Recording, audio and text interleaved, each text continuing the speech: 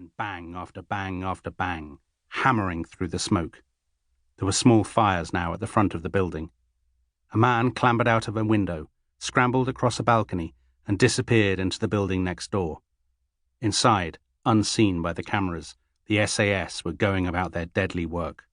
And all the time, millions at home were staring at their screens, gripped by one of the most extraordinary spectacles in television history. The high drama of the Iranian embassy siege had begun 5 days earlier. Just before midday on Wednesday the 30th of April, 6 armed Iranian Arabs, demanding autonomy for the province of Khuzestan, had burst into the embassy in Prince's Gate.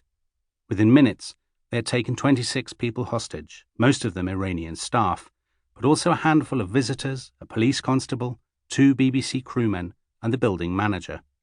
More police arrived within moments, but it was too late. By the afternoon, the pattern was set.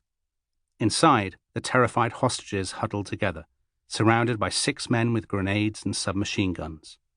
Outside, in Prince's Gate, the police closed off the area opposite the embassy, while just 200 yards away, reporters, cameramen, and curious onlookers jostled for position. In Downing Street, ministers and officials pored over their options.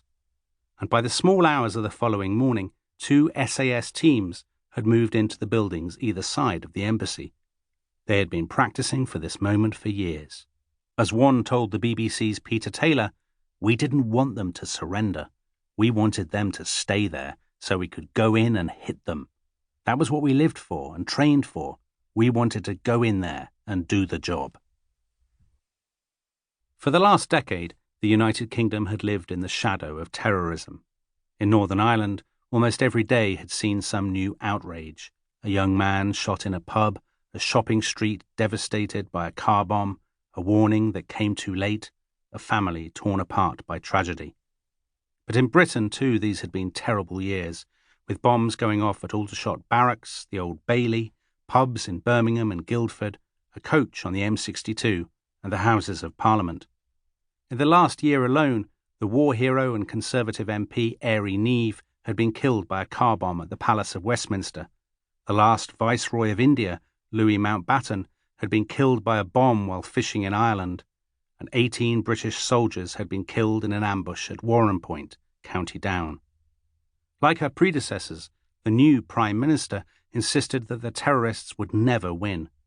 "The people of the United Kingdom," Margaret Thatcher had said after Warrenpoint, "will wage the war against terrorism with relentless determination until it is won." Yet still the killing went on. So what happened at Prince's Gate was hardly a shock. It was just more of the same.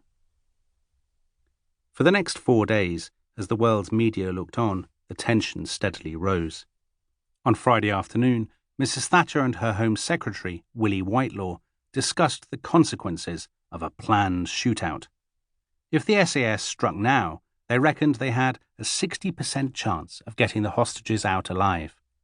But even with the best planning and the best intelligence, Whitelaw told his boss, there was bound to be a risk that an assault would end with casualties.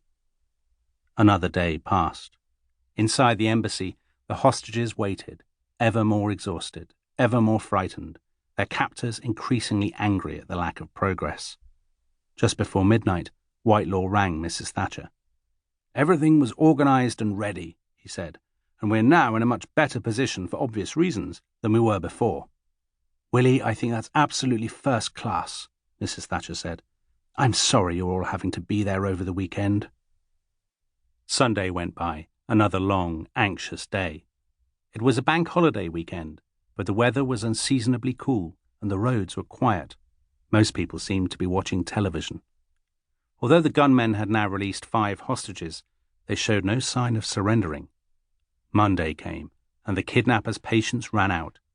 At 1 that afternoon, their leader told the police that unless they let him speak to a sympathetic diplomat within the next 45 minutes, he would start killing the hostages. Exactly 45 minutes later, the gunmen shot the Iranian press attaché, later throwing his body out of the front door. At that moment, Whitelaw was sitting down to lunch at his official country residence, Dorneywood in Buckinghamshire. When he heard that there had been shots at the embassy, he left immediately.